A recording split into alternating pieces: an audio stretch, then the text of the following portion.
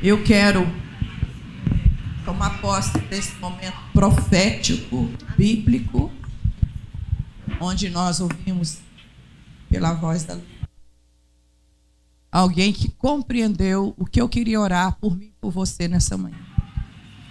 Quem compôs essa canção compreendeu que não será, nunca foi e nunca será. Paulo Júnior fala muito isso. Nosso Pai nunca nos prometeu, nunca nos prometeu. É segurança que você fala, né, bem? Porque está consumado. É proteção e não só segurança, é o inverso. Irmãos, está consumado. Lembra quando Jesus entregou o seu espírito nas mãos do Senhor e ele disse: está consumado? Está consumado. Todas as leis espirituais, todas as promessas, todas as ofertas, tudo que era necessário ser feito já foi feito. Inclusive, foi feito uma coisa que me constrange muito. Falei isso hoje de manhã para o Luiz e a Dulce. Coisas grandes e maiores farão. Isso é palavra de Deus sobre a igreja, sobre você.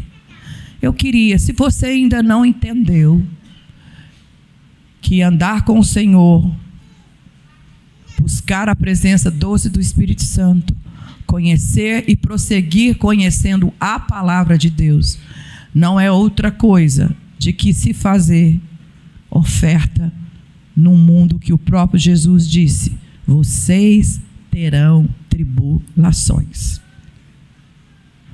Tende por grande motivo passardes por tribulação. Motivo de quê? Alegria. Isso é muito forte para a minha carne caída compreender. Mas para o Espírito que está em você, para o Espírito Santo que habita em nós, para o Espírito Santo que já foi derramado sobre toda a carne, ele diz: eu estarei e sou em vocês para cumprir e fazer que você herde toda a palavra de Deus. Eu não estou aqui fazendo um apelo para a gente começar a nos conformar com o sofrimento ou dizer assim: Senhor, faz eu sofrer muito porque eu quero crescer. Não é nada disso. Nós não cremos na doutrina do sofrimento para evoluir, mas nós entendemos da palavra de Deus que nos doutrina a sermos fortes no dia mau. É sobre isso. Eu queria começar essa semana, até porque nós vamos celebrar a ceia, te convidando a orar, se é isso que você entende necessário nessa manhã, entregando a sua vida mais uma vez ao Senhor, refazendo os seus votos com o Senhor, que darei ao Senhor por tantos benefícios. E o salmista continua dizendo: sabe o que eu vou fazer? Eu vou renovar os meus votos com o Senhor, porque nele eu posso todas as coisas. Posso ser no dia mau, posso ser no dia bom, aprendendo a ter, como Paulo disse, contentamento em toda e qualquer situação. É sobre isso que o povo de Deus foi chamado para viver. Amém? É sobre isso. Feche seus olhos.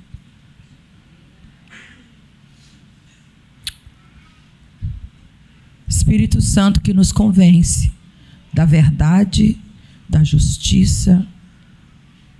Eu te louvo, ó Pai, porque o Senhor derramou sobre nós, o Senhor entregou na cruz, através de Cristo Jesus, tudo o que é necessário para a vida e para a piedade, para que nós possamos crer e desejar aquilo que Pedro nos ensinou: a estatura do varão perfeito, a imagem daquilo que o Senhor pensou para cada um dos seus filhos, quando o Senhor pensou Jesus, quando o Senhor pensou Cristo.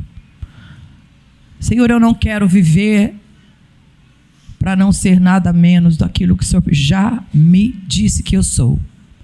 Eu quero ser o que a Bíblia diz que eu sou, eu quero viver aquilo que a Bíblia diz que nós podemos, e nós podemos nessa manhã declarar: eu declaro em nome de Jesus os meus votos contigo, a certeza que o Senhor é Deus para estar conosco até a consumação de todas as coisas, em todas as minhas empreitadas. Eu quero te pedir que o Senhor tire, lance fora qualquer pensamento, qualquer sentimento contrário a tudo isso que nós ouvimos nessa manhã, que a Luísa nos contou. Que tu és fiel em todo tempo, para louvor da tua glória. Amém. Queridos, ontem nós vivemos um dia muito diferente e espiritual. Diferente por quê? Porque não é todo dia que você pega um carro e anda 1.400 quilômetros para chorar com uma família que você ama, para vivenciar e ser ombro para uma família que está enterrando um bebê num caixãozinho branco, lindo, maravilhoso. Não é todo dia que você tem essa oportunidade. E ontem, mais do que nunca, nesses últimos tempos, eu louvei ao Senhor por esse poder prodigioso de bálsamo do Espírito Santo sobre nós. Aquilo é uma cena que eu já vivi, que dá vontade de você pular na cova e pedir para te enterrar junto com aquela dor. Mas graças a Deus, né, amor? Que a gente também teve o mesmo privilégio que a gente não tem todos os dias, de ver a presença sublime, poderosa do Espírito Santo consolando 6 pessoas, porque o velório, o sepultamento foi para 6 pessoas. Nossa casa, a casa dos pais, a casa do sogro e do cunhado. Então foram 8, né, amor? E o Paulo Neto, 9. Muita dor. Muita dor. Mas eu não vi no olhar de nenhum daqueles meus irmãos desespero, raiva, nenhum. Tinha um brilho de esperança, um brilho da certeza de que aquele momento foi um momento que Deus permitiu. Vamos começar a nossa semana nessa dimensão, repreendendo a nossa carne, porque ela luta contra essas coisas, e desejando ardentemente experienciar lá na sua mesa, no supermercado que você vai fazer, no paciente que você vai atender, na obra que você administra, ser essa boca de esperança. Porque é papel da igreja, não é, Ellen? Por isso que você está doida para que essas crianças venham para cantoria. Gente, quem tem criança, fala com a Ellen, cantar é uma coisa extraordinária. Matricule sua criança no trabalho que a Ellen faz, porque certamente é terapêutico, muito terapêutico, educacional, muito pedagógico, porque ela vai aprender que existem outras vozes, não é só a dela, outros timbres. Então, assim, eu estou fazendo um apelo, não foi combinado, não é uma propaganda comercial, é uma propaganda espiritual. Às vezes a gente procura tanta coisa para matricular os filhos e não pensa na arte. O ato de cantar, ele te disciplina. Então, não vai embora sem saber desse projeto. Mas também não vai embora. Eu queria pedir para colocar o Pix da nossa comunidade. Não fazemos muito isso. Mas como mãe que eu sou, eu sei como é que às vezes meus filhos vão ficando distraídos com as coisas assim, que é vital lá em casa. Ou não, quem tem mãe aí de filhos, não é? Vai ficando distraído. Ele estende a cama um tempo, depois eles querem te estender, ele vai. Mas eu não quero que você saia daqui distraído e nem esquecido. Que trazer os dízimos e as ofertas na casa do Senhor com alegria não é de qualquer jeito. Ninguém aqui é obrigado a fazer nada. Com alegria. É uma palavra de Deus que deve ser experimentada por mim e por você. Não é sobre quantia. Lembrando que a viúva pobre será lembrada até Apocalipse. Porque Deus viu nela que aquele último que ela tinha, aquela última moeda, foi entregue com muita alegria. Então, vou te dar... Eli, quer cantar alguma coisa bem legal para... O Wesley.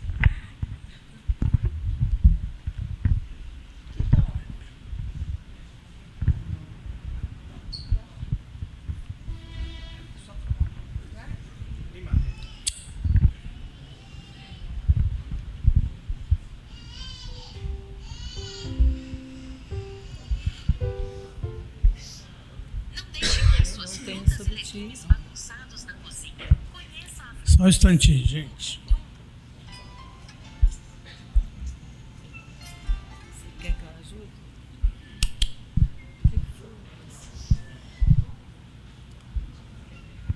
Gente, essa música eu já falei aqui algumas vezes, que ela é a música que mais eu tenho testemunho de vidas transformadas, de vidas que tiveram sentido quando escutaram essa canção e entendeu a verdade da letra dela. E essa semana, depois que nós fizemos a nossa apresentação no Mackenzie, em São Paulo, nós tivemos, até agora, eu acho que 300 mil visualizações, e eu estou lá curtindo todos os comentários que aparecem dessa apresentação.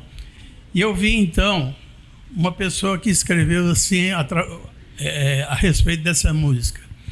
Foi através desse louvor que Deus fez a obra na vida da minha filha depois de 3 meses internada. O médico pediu para mim fazer os preparativos para o velório. Fui chorando para casa. Minha casa é louvor 24 horas. Chegando em casa, estando tocando esse louvor de joelhos dobrados, ouvindo, ao me levantar estava ao meu redor um mar de lágrimas. Voltando para o hospital, um movimento muito grande. Meu coração começou a acelerar, minhas pernas amoleceram, não tinha mais forças para andar.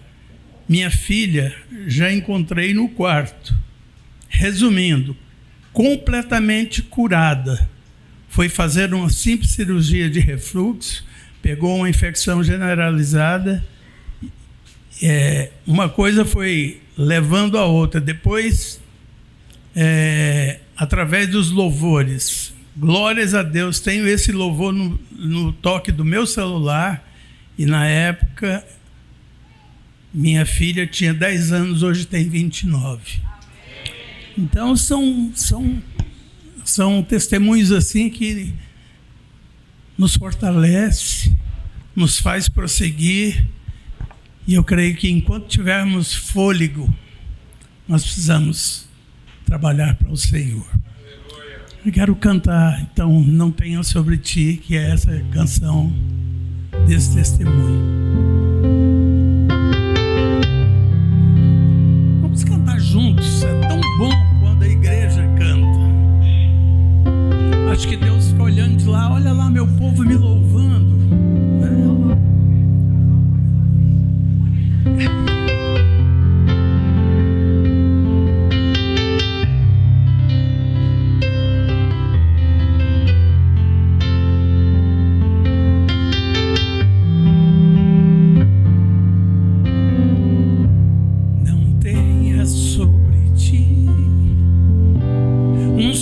Cuidado, qualquer que seja, pois somente um seria muito para ti. É meu, somente meu, todo trabalho. E o teu trabalho é descansar em mim. É meu, somente meu, todo trabalho. E o teu trabalho é descansar em mim.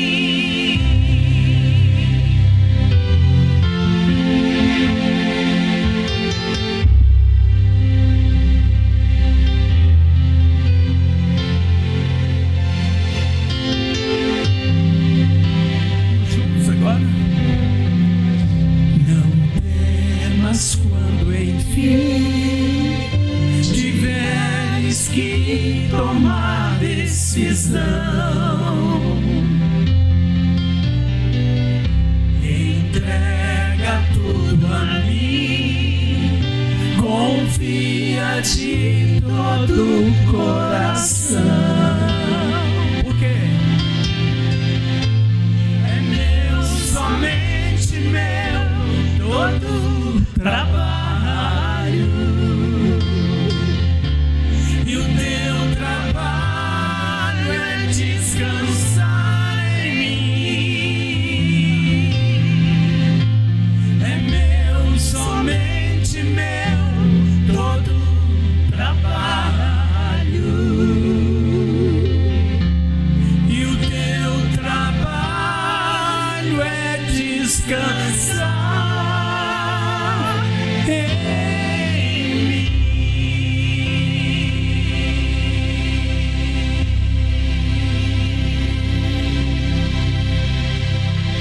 Amém.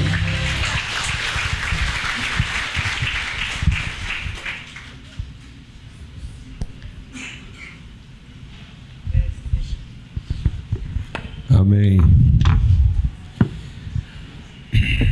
Alguém sabe qual a diferença entre trabalho e serviço, não? Não? Serviço é quando você faz alguma coisa para quem pode te pagar. Trabalho é quando você faz tudo pelo que você quer oferecer, sem esperar receber coisa alguma. Vou repetir. Serviço é quando você faz alguma coisa esperando o que você merece receber.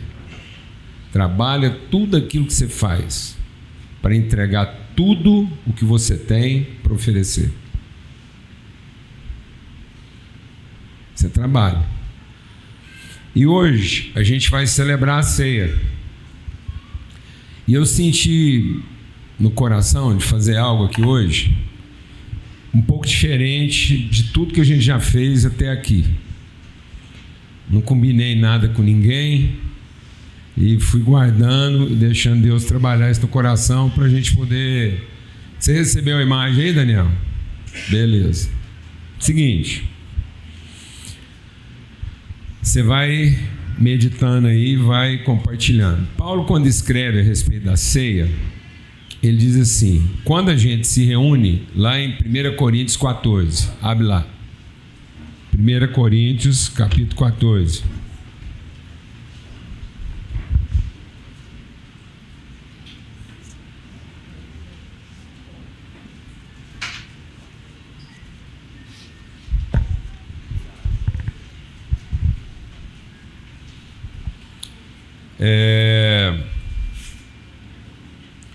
Quando vocês, versículo 26, 1 Coríntios 14, 26, quando vocês se reúnem, cada um de vocês tem salmo, uma palavra de instrução, uma revelação, uma palavra em língua e até uma interpretação. Tudo isso seja feito para edificação da igreja.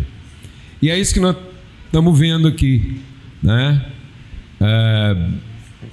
Desde os mais experientes até os menos experientes. Como é que chama a sua netinha? Luiz. Então, a Luiz já fez o papel dela entregando. As crianças mais novinhas fazem o papel delas agitando. Amém? Chamando sua atenção. E aí você tem que administrar seus sentimentos e as suas emoções. Coisas preciosas como paciência, longanimidade. Amém? Então as crianças vão fazendo o papel delas, ajudando você a saber o que é de prestar atenção, o que não é. Então cada um vai contribuindo. E às vezes a gente tem tornado a mesa um lugar muito passivo. A Bíblia diz que nada descaracteriza mais a mesa, nada é mais anti-mesa e antipedagógico do que achar que a mesa é para comer. Para comer é pasto. Por isso que o salmista diz assim: meu primeiro momento com Deus foi no pasto. Pasto verdejante e água tranquila. Por isso que você não tem consciência nenhuma, você só tem instinto. Quando uma pessoa nasce, ele só tem instinto de procurar onde é que está a comida. E a mãe oferece e coloca a comida na boca dele, o peito. Isso é uma coisa tão forte no aspecto da satisfação da necessidade e da contemplação da expectativa da vida, que nós fizemos disso uma divindade. Então a principal divindade do mundo ocidental, quando o evangelho saiu do contexto oriental familiar e entrou no contexto ocidental da sobrevivência, da idolatria. Então, quando o evangelho finalmente chegou no mundo das idolatrias, ele encontrou um peito. Então, o que caracterizava todas as idolatrias, o que caracterizava todas as divindades, é um peito, em que a vida foi significada pela satisfação de uma necessidade e não de um propósito. Por isso que todo trabalhador se tornou escravo, porque ele significou o trabalho dele na satisfação da sua necessidade. Então, quando alguém sai de casa pensando que está indo trabalhar, mas ele está indo apenas buscar aquilo que vai satisfazer a necessidade dele, ele é uma ameba, ele é uma formiga, ele é uma minhoca, ele é um tatu, ele é um lobo ou um mercenário. Então, toda vez que você significa a sua vocação na satisfação da sua necessidade, você se tornou um lobo ou um mercenário ou um ladrão. Então, se você faz isso desonestamente, você é ladrão. Se você faz isso sinceramente, você é um lobo. Agora, se você faz isso de maneira intuitiva, se você elabora, se você agrega interesse ou no seu esforço, ainda que desonesto, ou no seu esforço, ainda que sincero, se você sofistica a busca da sua satisfação, você é mercenário. Então, se você coloca lucro na satisfação do seu interesse, você é mercenário. Se você é só absolutamente sincero na satisfação da sua necessidade, você é lobo. Agora, se você é desonesto, aí você é o quê? Ladrão. E tudo isso em cima do quê? Da satisfação de uma necessidade. Porque a vida, ela não foi dessignificada em nenhuma outra coisa.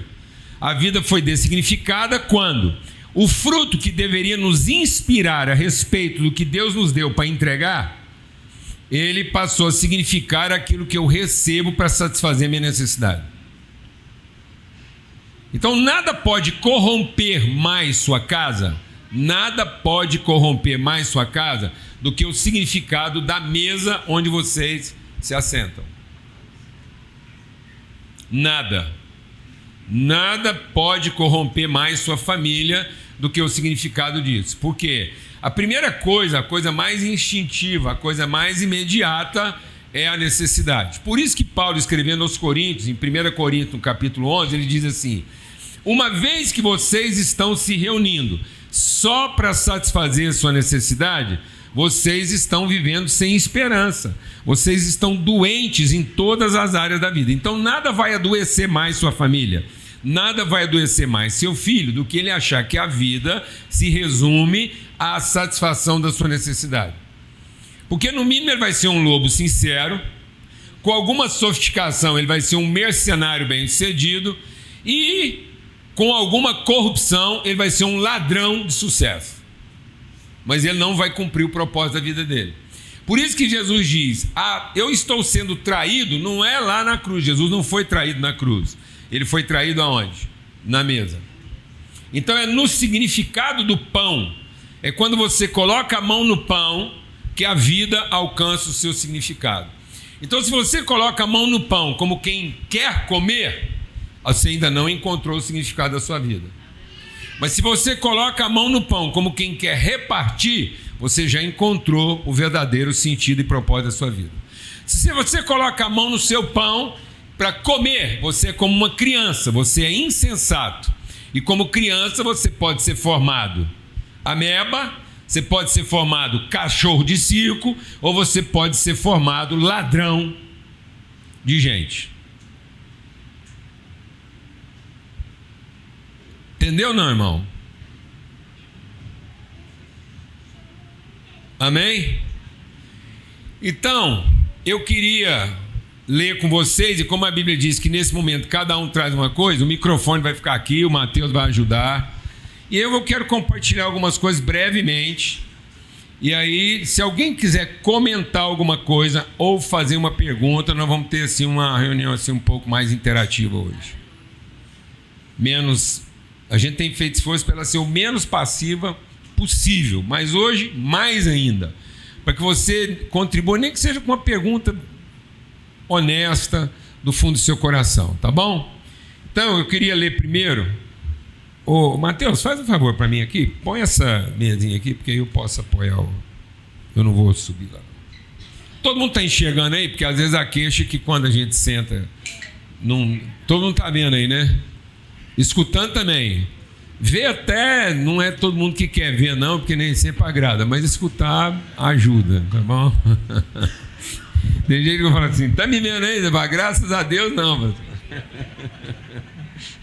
Se eu não estou te vendo, é sinal que você também não está me vendo.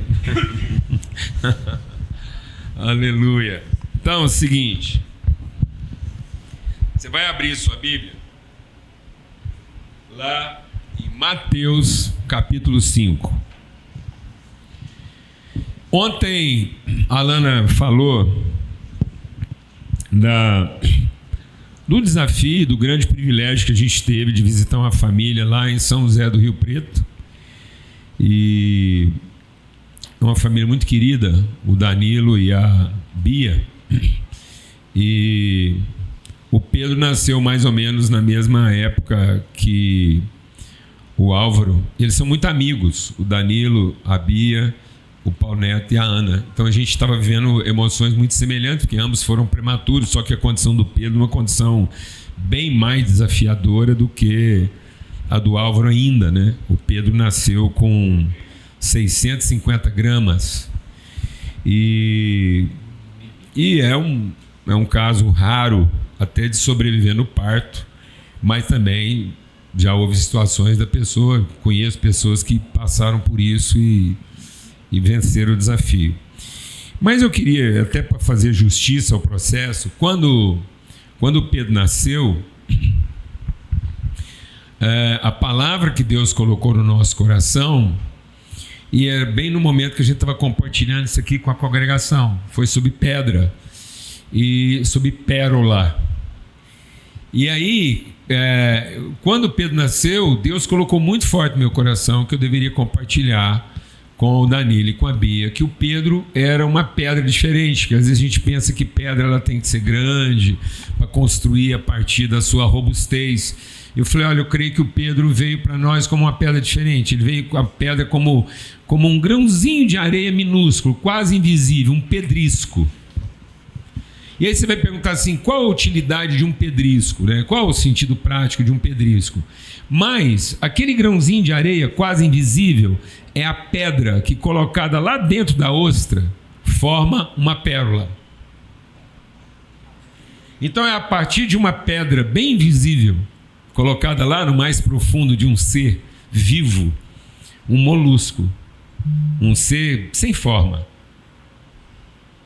E essa pedra, Ellen, colocada lá, no invisível do invisível, numa coisa sem forma, e aparentemente sem utilidade nenhuma, forma a pérola. A pérola é formada a partir da beleza que envolve uma dor provocada. E a Bíblia diz que quando Deus quer falar de valor, Ele não fala do ouro nem do diamante. Eu quero repetir isso aqui hoje.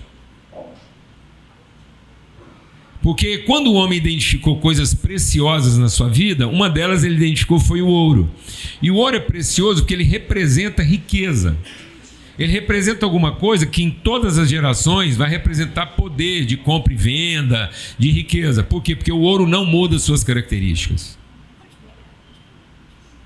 Então, e aí o ouro é avaliado pela sua quantidade. A pessoa, quanto mais ouro, mais poderosa ela é, porque ela tem, em qualquer época da vida ou em qualquer lugar do mundo, ela tem alguma coisa que tem suas características preservadas e pode significar o poder que a pessoa tem de compra e venda. Então o homem precisava identificar isso. O diamante, ele já ganhou lugar de preciosidade na nossa vida pela dureza, pela ideia de eternidade. Os diamantes são eternos, porque eles vão lá e eles vão acumular características de pureza, de ser translúcido, de ser puro, mas principalmente de ser duro. Ou seja, ele é durável, ele é permanente. Então, se o ouro não muda, né, o diamante é o maior símbolo de resistência que existe, a pressão. E aí o homem precisa desses símbolos para significar riqueza. E aí, se o ouro é significado pela quantidade, o diamante é significado pela pureza e pelo tamanho. De modo que um diamante muito pequenininho ele não vai ter tanto valor, mas um diamante maior ele vai ter muito maior valor. Então, o valor do diamante ele cresce não proporcionalmente, ele cresce exponencialmente a partir do tamanho que ele tem e da pureza. Interessante isso, né? Ele não é proporcional, ele é inversamente proporcional. Ele vai crescendo muito mais o valor na medida que o tamanho aumenta ou que diminui. Enfim. Mas a pérola é a única joia, eu vou repetir isso muitas vezes aqui, a pérola é a única joia que não presta para nada. Pérola não presta para nada, para nada. Não serve para você construir, não serve para colocar uma coisa em cima. E outra, pérola é a única coisa que está lá no meio das preciosidades que uma pessoa tem e que morre. Pérola morre. Então ela não é um bem durável, ela degenera. Se a pérola for mal cuidada, ela morre, ela fenece, ela perde o brilho, ela deforma. Então às vezes se você guardar mal uma pérola achando que você está guardando, você pode estar matando ela. Se ela não for limpa, depois você volta lá, ela alterou a forma, ela pode ficar meio oval, ela pode descaracterizar, ela pode manchar. Então para que aquilo serve? Para nada, a não ser para despertar em você sensibilidade, a não ser para despertar você para o belo.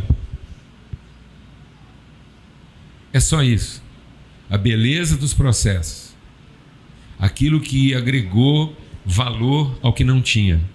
E sabe o que é curioso? Quando a Bíblia vai falar de valor, ela fala que um homem vendeu tudo que ele tinha. Olha, se um homem vendeu tudo que ele tinha para trocar por uma pérola, o que ele vendeu? O ouro e o diamante que ele tinha. Você consegue imaginar isso? Você consegue imaginar alguém perdendo todo o seu poder de compra e de perpetuação para trocar por uma coisa que não serve para nada e que não dura? Onde ele estava com a cabeça? E aí o que você está querendo deixar para os seus filhos? Poder de compra? Durabilidade? Ou sensibilidade para aquilo que é belo em qualquer época da vida? Pessoas que são capazes de transformar a dor mais profunda em beleza. E foi isso que nós fomos fazer lá em São José do Rio Preto. Celebrar o tempo curto de vida do Pedro, que agregou tanta beleza na vida de todos nós. Um legado. E aí eu queria ler Mateus capítulo 5, porque foi na volta da viagem e não tem nada, eu acho que não tem nada na minha vida que me libera tanto assim o coração e a mente do que a estrada e o campo. Olhar os horizontes, ver Deus conversando comigo assim na natureza. Então o povo acha que eu tenho preguiça de viajar. Pelo contrário, eu tenho preguiça de não viajar, de não andar, de não ver o que Deus quer falar. E ontem nós pegamos chuva, desde sexta-feira às 11 horas, a gente saiu daqui sexta-feira às 11 horas e chuva. Só fez pausa na hora de sepultar o Pedro lá e chuva, desde sexta-feira às 11 horas até ontem às 8 horas da noite, quando nós finalmente chegamos em casa.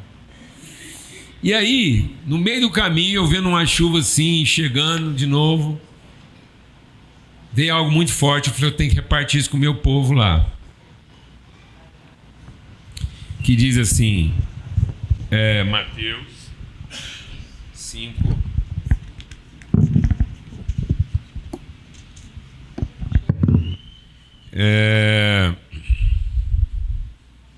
38 a 42. Diz assim, eu não ia acertar não, porque está em Marcos, como é que faz? Agora eu acerto. Mateus 5.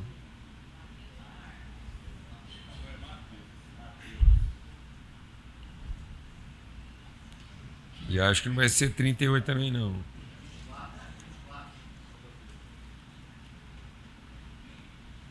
Espera aí, gente.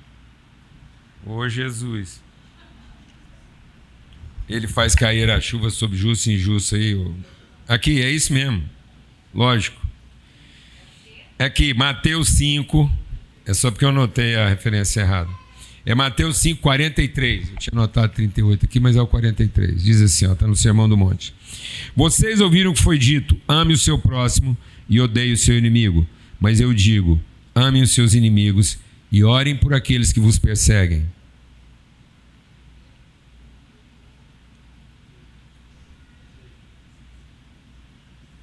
Quanto tempo você está gastando de oração em favor das pessoas que estão fazendo de tudo para acabar com você?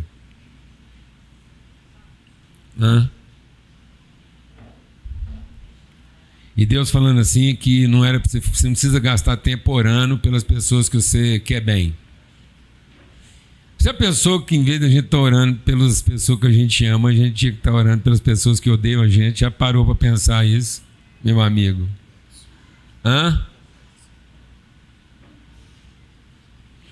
E ele diz: amem os seus inimigos e orem por aqueles que vos perseguem, para que vocês venham a ser filhos do seu Pai que está no céu. Amados, nós estamos confundindo.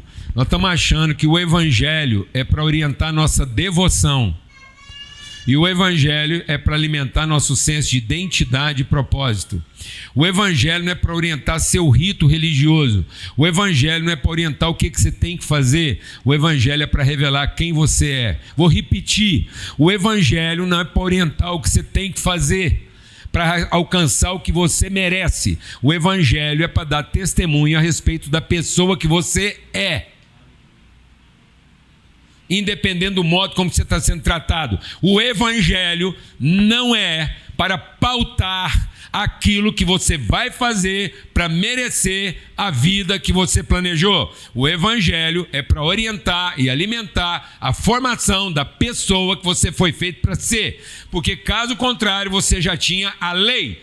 A lei é para que, enquanto não havia conhecimento a respeito de quem nós somos em Cristo, enquanto o Espírito não foi derramado, enquanto não havia um testemunho testificando com seu Espírito que você é filho de Deus, então na ignorância infantil a respeito de quem a gente era, na ignorância infantil, no tempo da nossa infância, em que nós éramos totalmente ignorantes a respeito de quem nós somos, nós vivíamos em favor da nossa necessidade. E em favor da nossa necessidade havia um código de comportamento, dizendo quais eram os critérios comportamentais para que a pessoa tivesse direito mínimo à sobrevivência. Mas esse tempo foi superado pela revelação a respeito de quem nós somos em Cristo Jesus. E agora o Espírito testifica com o nosso Espírito que nós somos filhos de Deus. Então, se eu não amar o meu inimigo, se eu não entregar a mesma coisa que eu entrego para quem me trata bem, se eu não entregar a mesma coisa que eu estou entregando para quem me trata bem, para quem me trata mal, eu não sou um verdadeiro filho de Deus.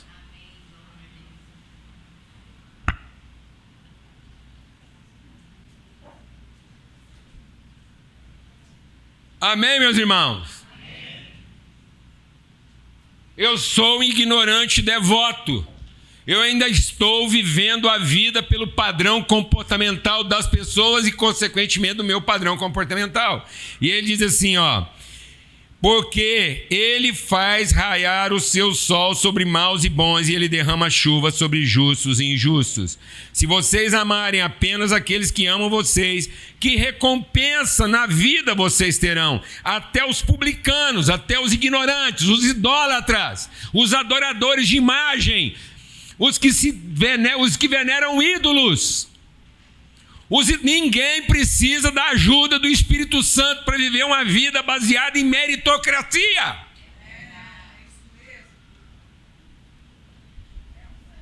Ninguém precisa do Espírito Santo para descobrir quem merece e quem não merece. Ninguém precisa do Espírito Santo para saber quem te faz raiva e quem te dá prazer.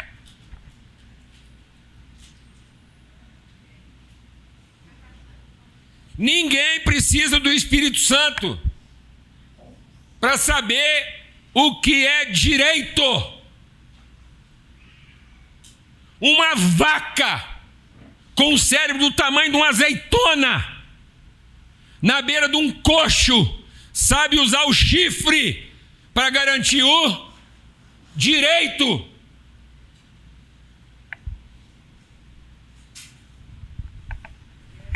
Um cão nervoso come a cria para defender o quê? O direito.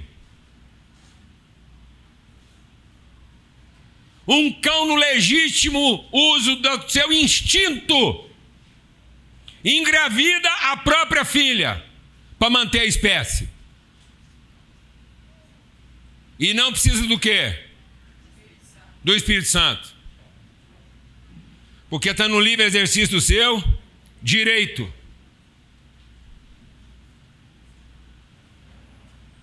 Você está entendendo isso, irmão? O povo está inventando um evangelho. O povo está querendo transformar a lei em evangelho de Cristo. Sendo que Cristo veio para superar, ultrapassar os limites do quê? Da lei. Dizendo que a lei nunca pôde aperfeiçoar ninguém. E ele diz, então, os publicanos fazem assim: e se vocês saudarem com educação apenas aqueles que você chama de irmãos, o que é que vocês estarão fazendo demais? Os pagãos também fazem isso. Portanto, sejam perfeitos, como é perfeito o vosso Pai. Amém? Não fazer acepção de pessoas. Então, o Tiago diz: não façam acepção de pessoas, porque quando você faz isso, você está comprometendo a justiça. Romanos 12, anota aí para você ler depois. Romanos 12 diz o seguinte: abençoai. Diga comigo, abençoai. Abençoai. E não amaldiçoeis. No que depender de você, não do outro. No que depender de você, você tem paz no coração. Senão você não vai saber se disciplinar seu filho. Você não vai saber orientar seu filho, porque você, presta atenção, tem muita gente achando que está orientando, disciplinando o filho, não está. Ele está punindo o filho ou premiando o filho. Ele premia quando o filho faz a coisa certa e pune quando faz a coisa errada. Ele não está ensinando o filho a justiça, ele está ensinando o filho o quê? O direito. A chuva cai sobre justo. Ontem eu estava vendo a chuva chegando. Veio um profundo quebrantamento no meu coração. Eu falei assim: Deus, ali onde está chovendo, árvore frutífera e erva daninha vai ser abençoada do mesmo jeito. E a desgraça é que às vezes a erva daninha vai aproveitar mais rápido do que a árvore frutífera. O Senhor não quis facilitar para nós.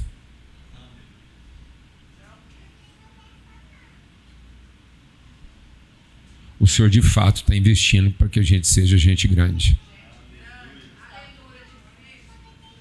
O Senhor decididamente não quer um mundo de meninos. Porque o Senhor não está facilitando. Deus não vai facilitar a sua vida, Mateus. Deus não vai facilitar a sua vida. Ele não vai fazer chover só na parte da terra que deu certo. E aí a Lana me fez uma pergunta na hora, ela falou assim, e o Paulo Neto também, Mas não vai ter separação? Eu falei, vai ter separação, mas não feita da parte de Deus, feita da parte do próprio homem que se rebelou contra ele. E às vezes você está decidindo pelas pessoas aquilo que elas deveriam decidir em função da bondade que você oferece para elas. Então trata todo mundo sem distinção. Entrega para todo mundo o que você tem para entregar. E não qualifique a sua entrega a partir do comportamento das pessoas, porque senão você ficou pior do que elas. Quem qualifica a sua entrega é pior do que quem recebe. Por isso que Jesus diz, a mão daquele que me trai está comigo na mesa. Eu vou te falar uma coisa, se você não tiver alguém na sua vida que seja capaz de destruir você completamente, e você entrega para essa pessoa a mesma coisa que você entrega para alguém que está fazendo bem para você, você ainda não chegou no ambiente pleno do Evangelho. O Evangelho vai garantir para você, o Evangelho é para garantir para você que você vive num lugar, e você senta numa mesa, em que sentado nessa mesma mesa que você preparou, está sentado alguém com poder de destruir você completamente. E nesse momento você está entregando o seu pão, porque você depende exclusivamente da misericórdia de Deus e não do seu capacidade de fazer juízo. Porque senão você vai ser uma pessoa menor do que a pessoa que você foi feito para ser. Você vai se tornar menor do que quem está traindo você. Agora eu queria que alguém comentasse alguma coisa, fizesse alguma pergunta, está aberto aqui. Eu sei que às vezes no começo fala assim, não tem problema não, dá um tempinho, levanta a mão. Alguma coisa que a gente compartilhou aqui, você gostaria de aprofundar um conceito, levanta a mão, o microfone vai chegar até você aí e a gente vai repartir. Ou às vezes você quer acrescentar ou até dar um testemunho, você fica tranquilo. Olha lá, Mateus. Às vezes na hora assim, e aí, é isso mesmo? Então eu estou sabendo que às vezes, como é que eu faço? Pode falar, meu irmão. Paz a todos. Eu gostaria, se fosse possível, o senhor repetisse a questão da diferença do trabalho e do serviço e a questão do evangelho, o que fizeram do evangelho, né? E que se nós, uma sugestão, quem pudesse gravar, todo mundo tem um WhatsApp aí, que pudesse ser gravado, tá gravando, compartilhar. Isso não, aí? Mas usar para compartilhar já tá, com amigo, maravilha. agora à frente. Obrigado, pastor. E serviço é exatamente isso. Serviço é uma relação meritória. Serviço é uma relação meritória. Serviço é troca. Serviço não tem oferta. Serviço é aquilo que é uma atividade combinada a partir de uma remuneração merecida. No serviço cabe um protesto, no trabalho não cabe protesto. Vou pedir a ajuda dos causídicos presentes aqui. Você sabia que existem algumas atividades contempladas na humanidade? É um consenso na humanidade. Que existem algumas atividades que não caberiam à ação trabalhista? Uma delas é médico. Outra delas é pastor. Você sabia que quem lida no ministério não cabe a ação trabalhista? Não caberia a ação trabalhista de um médico contra a instituição que ele trabalha? Mas isso vai mudando, viu, amados? Isso vai começar a mudar. Mas não caberia. Era um senso ético de que quem fez opção de sacerdócio não poderia protestar contra uma remuneração devida. Mas nós estamos acabando com esses valores. Nós estamos acabando com esses valores até no casamento, quem dirá no resto?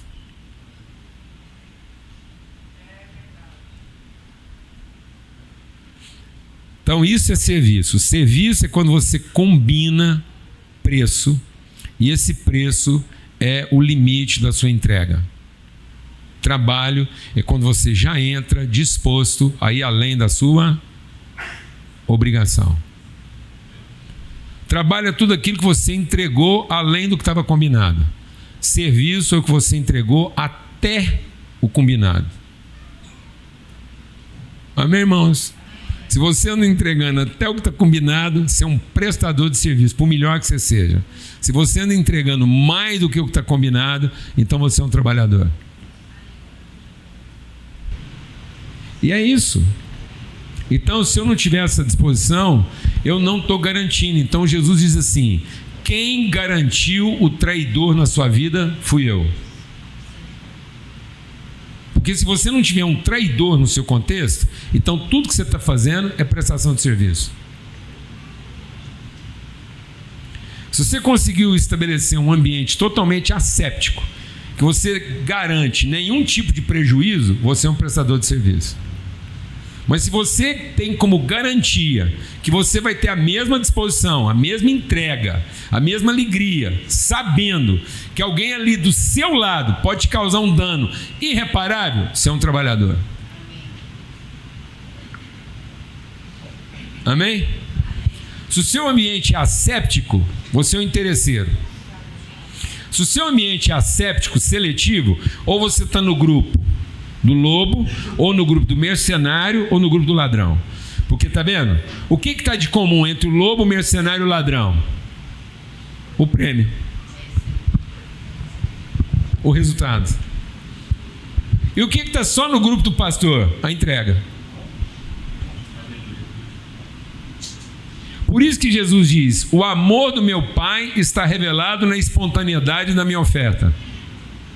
Então, se a sua oferta, não, presta atenção, o amor do meu Pai está revelado na espontaneidade da minha oferta. Se a minha oferta não for espontânea, é porque eu eliminei da minha universo quem? O traidor. Eu eliminei o prejuízo. Eu eliminei o dano. Então a minha oferta não é mais o quê? Espontânea. Ela está garantida no seu resultado. E aí não é mais amor, ou é necessidade, ou é interesse, ou é cobiça. Amém? Para ser trabalho, tem que superar a sua necessidade, seu interesse e a sua cobiça, a sua ganância. Mais alguém quer perguntar? Como eu quero perguntar. Ah lá, peraí, quem tá? Vou levar lá. Opa. Eu levo lá. Vai perguntando e vai levando. Vou perguntando. O trabalhador tem sentimento quando ele é comido pelo trabalho? Dor. Ele pode chorar? Pode. Aliás, se ele não pode chorar, se entristecer? Se ele não chorar, é porque ele é alienado. Aí ele não é trabalhador, ele é um insensível. Ele é... Como é que chama aquilo quando dá no leproso lá? Ele não tem mais sensibilidade de toque. Hã? Não. Porque é o seguinte, presta atenção. Só será oferta se houver dor. Se não, é indiferente. Se aquilo não está doendo em você, se não tem lágrima, então não tem sacrifício. Mas o sacrifício tem que ser vivo, espontâneo. Então presta atenção. Se não houver dor no sacrifício, não é sacrifício. E se não houver sacrifício, então é holocausto. Então, o que é o sacrifício? É a iniciativa da oferta. O que é o holocausto? É a punição da resistência. Então, muitas pessoas estão sendo levadas a um holocausto, porque foi contra a vontade delas. Outras estão espontaneamente fazendo o seu sacrifício. E isso não elimina a dor. Tem que haver choro, porque Jesus diz: então minha alma está angustiada, porque eu sei o quanto isso me custa. Mas mesmo assim, isso não impede a minha oferta. Porque se você não tiver dor, então é porque aquilo também não valia nada para você. Pelo contrário, pode ser que você está querendo ficar livre daquele negócio, fazendo de conta que você está ofertando. Sabe aquele trem que já não serve mais para você dar de presente? Ainda falou: lembrei de você. Lembrou mesmo quando você estava fazendo a faxina sem vergonha. Entendeu? Aí você não tem a culpa de ter jogado fora, você transformou em presente. Safado! Que você pegou um trem que já era descartável e ainda transformou em benefício para fazer o outro se sentir culpado de estar recebendo alguma coisa. Ah, pro inferno! Descarte. Amém, amado? Eu não quero ser objeto de descarte. Lembrei de você. Estava lá em casa. Aí você deparou com um trem que estava lá ocupando espaço. Você quer pôr uma coisa nova. Não é? É geralmente o que a gente faz, né? dá o velho para comprar um novo. Meu guarda-roupa tá cheio. Aí você vai lá e esvazia ele nas coisas velhas, dá para os outros para poder ter direito de colocar as coisas novas. Ainda tá se achando. Entendeu? Então tem que ter dor, mas não tem que ter amargura. Se a amargura é holocausto. Se não, a dor é insensibilidade, é indiferença. Pode falar, irmão. Eu aprendi aqui com o senhor que a gente não deve negociar, fazer nenhum tipo de comércio com Deus. Ficou muito claro. Pronto. Ou eu faço isso, o senhor me dá aquilo. Já sei que não é. E eu vim fazendo um trabalho em 2024 de descoberta e sempre me vigiando. Não faça nenhum tipo de comércio. Aí eu comecei a conversar muito e pedir muito e tudo mais. E aí o irmão daqui, numa reunião de homens que estávamos, eu dando os meus depoimentos, ele falou assim: tem uma coisa que você não percebeu ainda. Realmente, você não está fazendo comércio, mas você está querendo um problema seu resolvido. Já está bom. Já aprendeu que não deve fazer comércio, acabou de aprender que não pode só pedir por um problema resolvido, você tem que se entregar a ele por ele. E eu ainda não descobri essa fórmula mágica ainda. Eu vou te explicar, porque não é uma fórmula mágica. Eu quero ter o problema resolvido para me tornar uma pessoa bem resolvida para os outros na solução dos problemas deles. Então eu não quero ter o problema resolvido para que eu tenha sossego. Eu quero ter o problema resolvido para que eu seja um instrumento de paz. Para que todo mundo que tiver um problema parecido, ao olhar para mim, encontre o quê? Esperança. Amém. Porque naquilo que eu for consolado, eu vou consolar outros. Então, eu quero ser um homem de problemas o quê? Resolvido. Porque eu quero ser inspiração para aqueles que estão enfrentando problemas. Mas para ser um homem de problemas resolvidos, eu tenho que ser um homem de quê? De problema. Então eu vou saber que acabar de resolver um, já tem o quê? Outro na fila, glória a Deus, e geralmente pior. Glória a Deus, porque você vai de fé em fé. Então toda vez que você resolve um problema, tem um pior te esperando. Glória a Deus, pode ouvir um amém, amado? Fala assim, aleluia! Porque você não vai na academia para levantar cada vez menos peso. Quem aqui está indo na academia para cada dia levantar menos peso? Fala, gente, hoje eu estou levantando 20, semana que vem, graças a Deus, eu vou poder levantar 10. Eu quero chegar no dia que eu estou levantando só 500 gramas. É isso? Você vai? Não. Não, estou chocado, mas tem gente, tem um punhado de crente que é assim. A maioria dos crentes que eu conheço, vocês vêm aqui e falam assim, Deus, graças a Deus, agora eu estou sofrendo, mas se Deus quiser, semana que vem eu vou sofrer menos. Não está sofrendo nada. Você não quer sofrer nada? Morre. Fala assim, Deus, eu quero dormir hoje, não amanhecer. Amanhecer em casa. Aqui nessa vida, amado, é para puxar ferro cada vez mais pesado, é para puxar carga cada vez mais distante, amém? É para enfrentar a estrada cada vez pior, é para lidar com gente cada vez mais difícil. Você começou lidando com gente fácil, você vai cada dia lidar com gente mais difícil. É por isso que eu estou sempre querendo ajudar uma outra igreja, é para vocês não pensar que vocês são o povo mais difícil que eu já ganhei a alcançar. Glória a Deus. Porque se eu ficar só aqui, vocês falam assim, Paulo Júnior alcançou o limite da dificuldade dele. Não, se eu estou conseguindo ajudar a gente no outro lugar, é porque fora daqui já tem gente mais difícil. Eu conheço gente mais difícil, glória a Deus. Aleluia. Estamos indo atrás de problemas o quê? Maiores. Amém, meu irmão? Então naquilo que eu estou vencendo por quem? Pelos outros, como filhos de Deus. Por isso, amados, que ninguém tem maior amor do que dar a vida pelo seu próximo. Quem é o seu próximo? Sabe o que acontece? O nosso problema é que a gente traduziu o próximo como quem está perto, e não próximo como quem vem depois de você. Então tudo que você está sofrendo é em favor de quem? Do seu próximo. Não é do seu parente. Parente, ilusoriamente, ele estará sempre perto de você, e você não vai ter ele sempre perto de você. Então faça com que aqueles que hoje estão perto de você sejam os seus próximos. Sai do meio da sua parentela e vai abençoar a sua família. E família não é feito de quem fica perto. Família é feito de quem vem depois de nós. Aleluia, meu irmão. Família não é feita de quem está sempre perto. Família é feita de quem pode ir para longe. Glória a Deus, amado. Aleluia. Glória a Deus, irmão. É isso. Então você está sofrendo para que você possa mandar alguém da sua família para um outro lugar e falar assim: que tipo de gente eu vou encontrar lá? Fala, não sei. Eu sei que tipo de gente eles vão encontrar em você. Vou falar bem devagar. Não queira garantir o tipo de gente que o seu filho vai encontrar lá, mas garanta o tipo de gente que você está mandando para lá. Acabou, meu irmão. Assunto encerrado. Nós estamos querendo garantir o emprego que ele vai ter, a casa que ele vai morar. Sabe o que é isso? É burrice. Isso é estupidez. Isso é ignorância. Você está mandando um escravo para lá. Tudo apavorado agora. Tudo apavorado no reino dos escravos. Gente que gastou 30 e tantos anos. 30 e tantos anos de vida. Voltar para esse país como?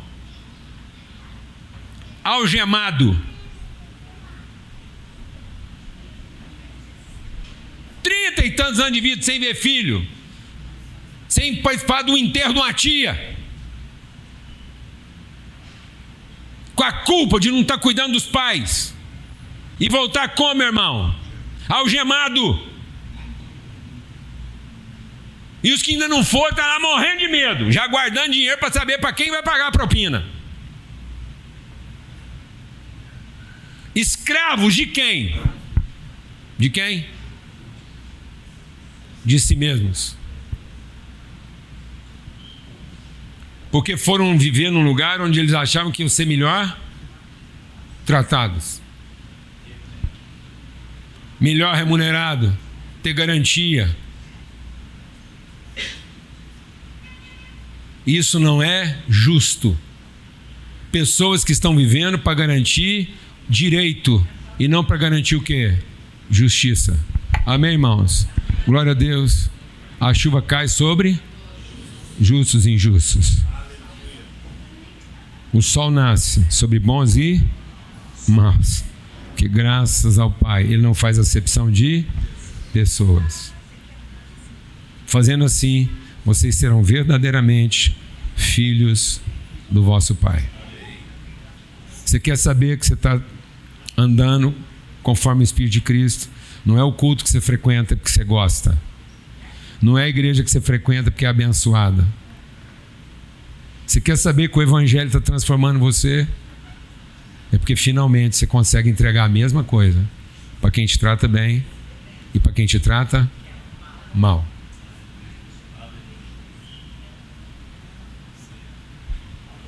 Aí o Evangelho está fazendo efeito na sua vida. Vamos repartir o pão? Vamos lá, irmãos. Esse privilégio da partilha, da oração, da ministração conjunta. Eu estava conversando com o Paulo Neto na viagem e sobre liderança. Sabe quem é o líder? Quem come por último.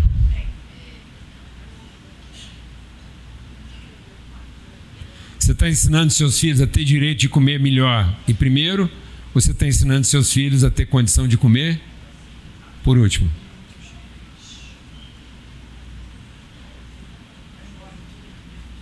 Vou fazer a pergunta para você. Você está pagando caro para os seus filhos ter direito de comer e comer primeiro, ou você está gastando toda a sua energia para ensinar seus filhos a comer por último? Nunca faltará pão na vida daquele que comeu por último. Mas nunca vai faltar veneno na vida daquele que tem o direito de comer primeiro. Vai ter sempre alguém querendo matar quem come primeiro. Vai ter sempre alguém querendo abençoar quem comeu por último. Glória a Deus, Belamino. Não vai faltar veneno na mesa de quem só come primeiro. Até um filho vai querer matar o pai que só comia primeiro. Mas não vai faltar bondade, misericórdia e favor na vida de quem sempre comeu por último. Glória a Deus, meu irmão.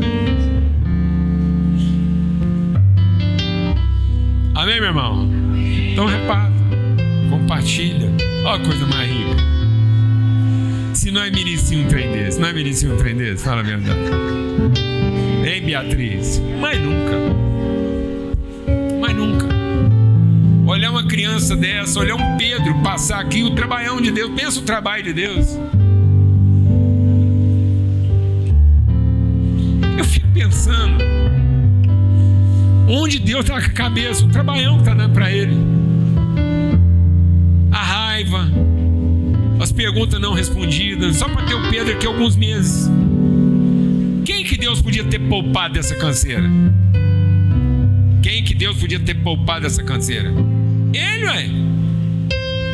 Ele não estaria correndo o risco do Danilo interpretar mal, ele não estaria correndo o risco da Beatriz ficar magoada, do César, o avô, não entender nada, do irmãozinho do Pedro perguntar: cadê meu irmão? Para que Deus está se dando um trabalho desse? Quem que Deus podia estar poupando, amados? Quem que Deus podia estar poupando exatamente agora, fazendo a chuva cair só onde tem coisa boa e o sol nascer só onde vai funcionar? Ele mesmo. Amém? Então vamos repartir. Glória a Deus.